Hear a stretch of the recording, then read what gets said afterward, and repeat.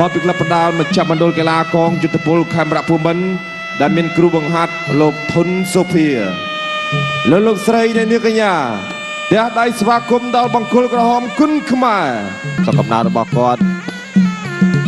ទៅចេញប្រកួតដោយបាន10ប្រកួតដែរបាទដូចជាស្មើបាទជាមួយនៅខាងកីឡាករអាសង់ទីន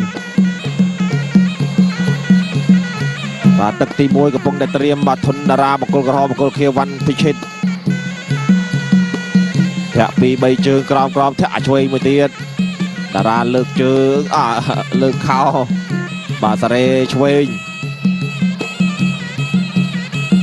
ចលោខាងក្រោមពីកីឡាករថៃក៏ចលោឆ្វេងវិញមិនទាន់ហ៊ានចេញធ្ងន់នៅឡើយទេទឹកទី1នៅស្ទាបស្ទង់គ្នាសិនបាទលេងជើងសិនបាទចលោជើងក្រោមធាក់ទៅធាក់មកតារាកំពុងតែគៀងនៅនឹងកែងសង្វៀនគៀងនឹងកែងសង្វៀនកីឡាករថៃក៏មិនទាន់ចេញធ្ងន់តារាក៏មិនទាន់ចេញធ្ងន់នៅ1-2ទល់សិនស្ទង់ក៏មិនអាចស្ទង់យូរពេកដែរបាទតែស្ទង់យូរពេកលោកកញ្ញាក្រាអាចនឹងពុំមានដែរបាទអាចត្រឹម1នាទីបាទឬក៏ថាទឹកទី1អាចស្ទង់បានច្រើនតែចាប់ពីទឹក2ទៅគឺអត់មានស្ទង់ទៀតទេធាក់ទៅធាក់មកឃើញទេបាទដូចខ្ញុំបានជម្រាបអញ្ចឹងស្ទង់បានតែវាយស្ទង់មិនវាយសោះពេកទេទោះបីទឹក1ក៏ដោយធាក់ស្ដាំពីកីឡាករថៃចលោសមិញពីតារាអត់ដល់ញាក់ឆ្វេងតែគ្រឿងខ្ពស់ជាងតិចបាទខ្ពស់ជាងតិច1.75 ម៉ែត្របាទតារា1.7 ម៉ែត្រឆ្វេងខាងក្រោមចលោឆ្វេងវិញតាមពីធុនតារាដល់ឆ្វេងចូលពួរទាត់ស្ដាំសងណាលេងរឿងធ្ងន់តិចហើយតែធុនទៅធ្ងន់មកយាមវាយឆ្វេងចូលពួរខាងក្រោមបាត់ឆ្វេងពីធុនតារាធាក់ស្ដំសងពីវ៉ាន់ពិឈិតហើយទឹកឆ្វេងខាងក្រោម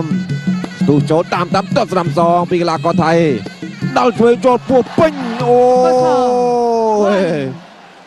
មួយដៃនេះពេញតែម្ដងអត់ថាចង់វាយទេនៅស្ទាបស្ទង់ដល់ពេលវាយលេងធ្ងន់បន្តិចទៅបាត់ហើយ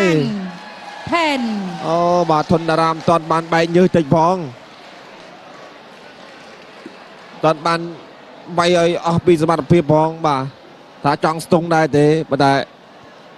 ស្ទង់ចោះស្ទង់ឡើងតែពេលលេងធ្ងន់ទៅបាត់ហើយបាទមួយដៃនេះពេញពោះទឹកតែម្ដងបាទកន្លែងចុងដង្ហើមបាទព្រោះថាតារាគាត់ស្ទង់ពោះនេះយូរហើយបាទនេះ